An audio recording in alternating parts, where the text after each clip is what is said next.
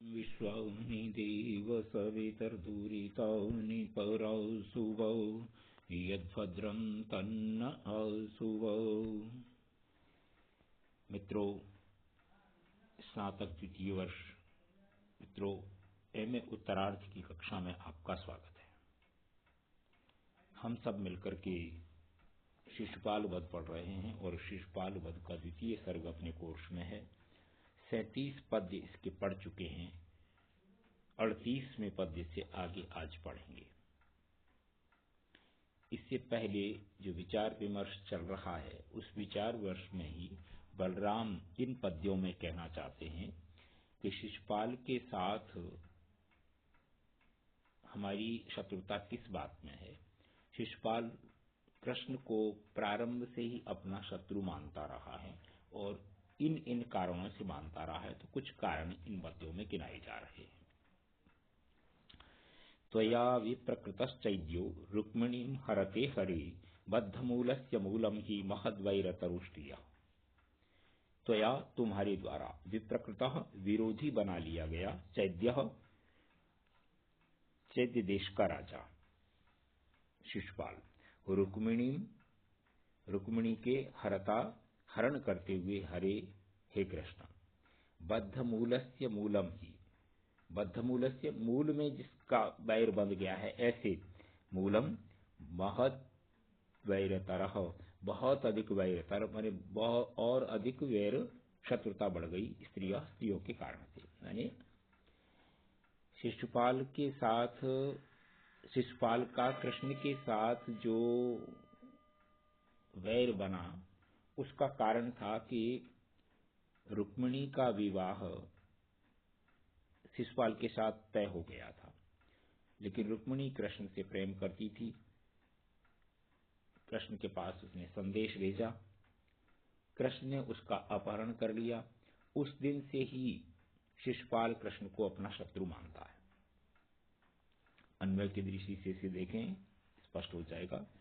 हे हरे हे कृष्ण रुक्मिणीं हरता त्वया रुक्मिणी का हरण करते हुए तुम्हारे द्वारा चैद्यः विप्रकृतः चेदि देश के राजा शिशुपाल को विप्रकृतः विरोधी बना लिया गया। ही निश्चय ही बद्ध मूलस्य मूल में जिसके वैर बंधा हुआ था ऐसे महद वैरतरः और अधिक वैर का कारण स्त्रियः महत मूलम स्त्रियां बहुत बड़ा मूल होती हैं, जड़ होती हैं, उसके कारण से और अधिक विद्या हो गई। इसके अलावा और भी देखो, त्वयि भौमं गते जेतुम अरौत्सीत स पुरीम इमाम प्रोषितार्यमणम नैरोर अंधकारस्तटीमिव। तुमने रुक्मिणी का हरण किया, शिशुपाल ने इसका बदला लेने के लिए यह अवसर ढूंढा। त्वयि तुम्हारे द्वारा भौमम गते भौम देश के राजा पर चढ़ाई करने के लिए गते जेतुम जीतने के लिए अरौत्सीत उसने रौंद डाला सा माने उसने शिशुपाल ने पुरीन इमाम इस पुरी को अयोध्या नगरी जो है द्वारिकापुरी को प्रोषितार्यमणम मेरो प्रोषित चले जाने पर आर्यमणा शत्रु सूर्य के अस्त हो जाने पर मेरो अंधकार तटी में मेरू पर्वत के अंधकार के तलटी की तरह। ये कहता है कि शिशुपाल ने उस समय पर इसका बदला लिया कि इसने रुक्मिणी का हरण किया था। मैं देखता हूं तुम जिस समय पर भौम पर चढ़ाई करने के लिए नरकासुर को मारने के लिए गए उस समय उसने अवसर देखा और उसने द्वारिका पर चढ़ाई कर दी और इस तरह से उसको जो है ना परिश्रम जो है धूल चटाई अथवा अंधकार में मिला दिया, जैसे सूर्य के अस्त हो जाने के बाद मेरू की तलहटी अंधकार में चली जाती है। तो मेरू पर्वत की तलहटी स्वाभाविक है, सूर्य के अंधकार हो जाने पर कहीं भी सूर्य के अस्त हो जाने पर अंधकार हो जाएगा। तो वैसे ही तुम्हारे चले जाने पर द्वारिका को उसने परेशान किया। इसके बाद और भी जो है कारण बताते, आलप्य अलम इदम बब्रो यदारान अपाहरत कथापि खलु पापानाम अलम अश्रेयसे यथा। आलप्य अधिक कहना बंद कर देते हैं, अधिक कहने के बाद अलम इदम, यह समर्थ है, बभ्रोर यत, बभ्रू नाम के यदुराज का, यत जो स उसने दारान अपाहरत, दाराओं का महिलाओं का अपहरण किया, कथापि खलु पापानाम, पापी व्यक्तियों की कहानी भी, श्रेयसे अलम, क्योंकि श्रेयक अच्छे लोगों के लिए ठीक नहीं होती।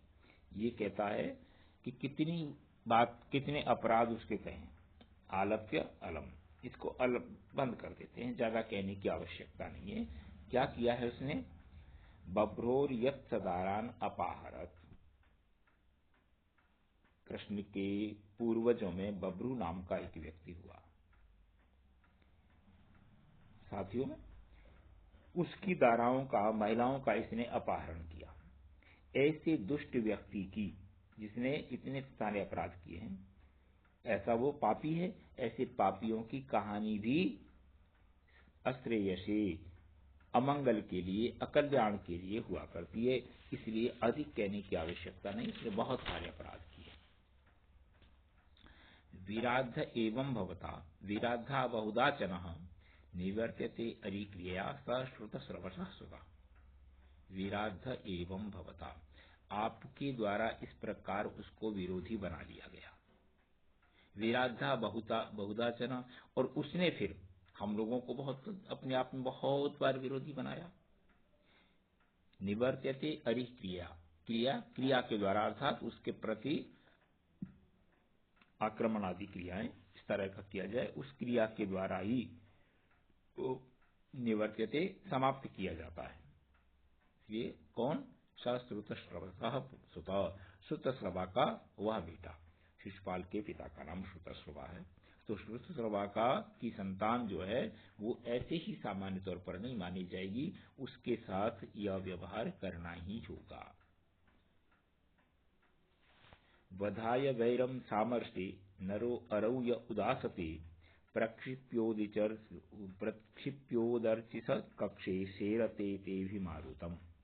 विधाय करके, वैरम वैर, सामर्षे क्रोधित करने पर, नरह व्यक्ति, अरौ शत्रु के, यह उदासते जो उदासित, शत्रु को क्रोध दिला करके, वैर बना करके, शत्रुता बना करके जो व्यक्ति उदासीन रहता है, वो ऐसे समझो, प्रक्षिप्त उदर्चिसा कक्षे सेरते भी मारुतम, जलती हुई अग्नि को पर बैठ करके या आग में जला करके और उसके पास बैठ करके, मारुत अभिमारुतम, हवा के प्रति ओर बैठता था, जैसे हवा चल रही है ताकि जल्दी से वो मरे, सो जाता है, बैठता है। यानी हवा चल रही हो जिस तरफ से, उसी तरफ से आग लगा करके कोई व्यक्ति बैठ जाए, इसका अर्थ क्या है कि उसका मृत्यु निश्चित है। वैसे ही शत्रु को वैरी बना करके और फिर उदासीन हो जाए तो शत्रु उसको नष्ट करेगा ही, वो स्थिति है। इसलिए अपने को शांत नहीं बैठना, उसको समाप्त करना ही है, उस पर आक्रमण करना ही है। मना अनभ्यावृत्या वा कामं क्षाम्यतु यः क्षमी, क्रिया समव्यवहारेण विराध्यंतम क्षमेतक। माना कि अनभ्यावृत्या, अभ्यावृत्ति न करने पर, अर्थात एक बार कोई अपराध हो जाने पर, कामम ठीक है, क्षमी क्षमा करने वाला व्यक्ति, क्षाम्यतु क्षमा कर दे। यानी एक बार किसी ने कोई अपराध किया है तो क्षमा करने वाला व्यक्ति उसको क्षमा कर देगा, लेकिन क्रिया समव्यवहारेण, उसी क्रिया की बार बार आवृत्ति करने पर, अर्थात बार बार अपराध करने पर, क्षमेतकः विराध्यंतम, ऐसे दुष्ट व्यक्ति को जो विरोध करने वाला है, अपराध करने वाला है, कह क्षमेत, कौन क्षमा करेगा, अर्थात कोई क्षमा नहीं करेगा। शिशुपाल ने एक बार नहीं अनेक बार अपराध किया है, इसलिए उसको क्षमा नहीं किया जा सकता। और क्षमा की स्थिति क्या होती है, कब क्षमा अपने आप में आभूषण मानी जाती है, उसको आगे कहते हैं। अन्यदा भूषणम पुंसः क्षमा लज्जे वयोषितः, पराक्रमा परिभवे दैयात्यम सुरते शिव। अन्यदा अलग स्थिति में, कभी, भूषणम पुंसः क्षमा, पुरुष के लिए क्षमा आभूषण होती है, माने सर्वत्र नहीं, कभी। और कैसे, लज्जेव योषितः। लज्जा जैसे महिलाओं के लिए आभूषण है, लेकिन वो सर्वत्र नहीं है। जिस समय पर रति क्रिया के प्रति पुरुष और महिला मिल रहे हो, उस समय पर महिला का लज्जा करना जो है आभूषण नहीं होता, उसके अतिरिक्त समय में आभूषण होता है। वैसे ही पराक्रम परिभवी, परिभव हार जाने पर क्षमा करना आभूषण नहीं है, वहां तो पराक्रम ही आभूषण है। वैयात्यम सुरति स्व, जैसे सुरति स्थिति में अर्थात रति की स्थिति में वैयात्यम धृष्टता अपने आप में स्त्री का आभूषण होता है, वैसे ये भी आभूषण है। तो मित्रों, ये इतने सारे कारण बताए हैं, इसलिए शिशुपाल आक्रमण करना ही है, शिशुपाल पर आक्रमण करना ही है, ये बलराम का कहना है। आज का पाठ अपन यहीं समाप्त करते हैं, इससे आगे का अपन कल पढ़ेंगे। पुस्तक के बारे में मैं आपसे कहता रहा हूं कि पुस्तक साथ लेकर के ही पढ़ना है, तभी बात सरलता से समझ में आती है। धन्यवाद।